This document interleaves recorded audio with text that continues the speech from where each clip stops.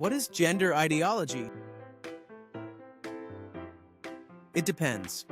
Critics of the term argue it's an empty label used to group together sexual diversity, gender identity, and even feminism under one umbrella. Gay marriage, gender ideology; mentioning discrimination against women, gender ideology; acknowledging victims of conflict targeted for their sexual orientation, also gender ideology. On the other hand, those who criticize it argue that gender ideology is the forced imposition of LGBT themes into culture, education, and laws. They claim proponents reject the link between biology and behavior, believing homosexuality is a choice and that gender is merely taught to us. From a young age, that is the idea they fear, but then what? Is gender ideology real? Whether it is or not doesn't matter much, because the word that should really catch our attention isn't ideology or gender, but imposition. The controversy stems from the feeling that others' beliefs are being forced upon us. You see, we can debate human nature and the role of culture, but ultimately, we aren't forced to believe the same things. Everyone is free to believe what they want. However, when we move from casual opinions to the legal framework, to what is permitted or not, things get complicated. To put this in perspective, let's look at the LGBT perspective. They aren't telling anyone how to live, they ask for an end to discrimination. For example, banning same-sex civil marriage is discriminatory because it denies someone a right based on their sexual orientation. And what is that right? Marriage carries many legal benefits, like inheritance rights, property separation, citizenship, shared pensions, and much more.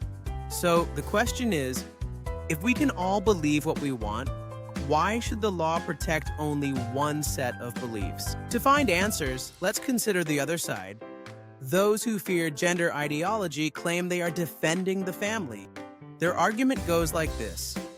Premise 1, the family is the foundation of society. Premise 2, the family according to natural order consists of a man and a woman. Otherwise, where do children come from? Conclusion. Families not formed by a man and a woman don't support society, and the law shouldn't protect them. Imposing gender ideology is like forcing us all to live in a society that is going to fall apart or something like that. So, there are the two positions. To be frank, the second one, the argument about the family, has a flaw that can be refuted with evidence and reason. Let's go slowly. It is true that the basic unit of society is not the individual but the family. Indeed, we all need a support network, especially while growing up, because babies don't buy their own diapers. Up to here, we're fine. However, reality is full of families that do not fit the so-called natural order. Families from other times and places, but also families here in our world today. From single mothers to aunts, uncles, and grandparents, to groups of people who together take on the role of raising a child or caring for elders. Beyond the real existence of other types of families, we can also defend diversity through the simple exercise of reason. The importance of family is not due to the configuration of a man and woman with kids and a dog, but something much more abstract. If we talk about family as the core of society, what really matters is having individuals willing to provide emotional and financial support, plus other basics like sharing knowledge. And that has nothing to do with chromosomes or gender. The only argument against same-sex couples is that they cannot conceive children together. That is the basis of the conservative argument. However, this is not a problem in a world with artificial insemination, 7 billion people, and unwanted pregnancies, and mechanisms like adoption. Oh, but just mention the topic of adoption and the debate shifts its shape. Society won't fall apart if we allow a broader legal definition of family that includes the family ties that actually exist. But in the same exercise of presenting the argument, the care and raising of children appears. And there, the idea that gender ideology is an imposition is ignited once again. It's no longer just conservatives feeling forced to watch society be destroyed by men kissing in the streets.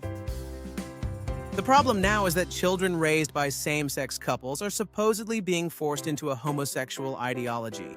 Worse yet, it is also being forced on children who go to school and receive lessons on respecting diversity.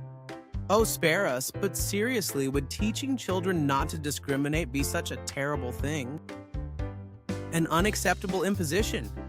And, well, let's assume the problem isn't about respect. Are we becoming too sensitive? That's one question, but here's a better one. Why is sexual orientation such a concern? Is there really something inherently wrong with being lesbian, gay, bisexual, or transgender? They say the family's being destroyed, but why? Because a family must be a man and a woman. Why? Because only a man and a woman can procreate? We already covered that. Overpopulation and alternative methods of reproduction exist. Please, see the irony. We claim to defend the family, but insisting on a natural order limits the chances for everyone to have one. This is especially relevant regarding adoption. A couple with a life project who consciously decide to welcome a child is the kind of family that provides love, understanding, and tenderness. Exactly the kind of family that supports society. Having said that, we can now return to the main point of this video. Gender ideology is described as an imposition. But the truth is that LGBT people are only asking for the same rights as heterosexuals. Rights as basic as the legal recognition of their family bonds and the protection of their personal integrity. If you don't agree with gender ideology, you have every freedom to teach your children whatever you want. That men don't wear skirts, that you wear a bikini at the beach but not underwear in public. And if you believe it, you can teach them that homosexuality is wrong. The point is that everyone can believe what they want, and rights must accommodate that diversity. But the line we cannot cross is the one that separates personal opinions from harmful discrimination.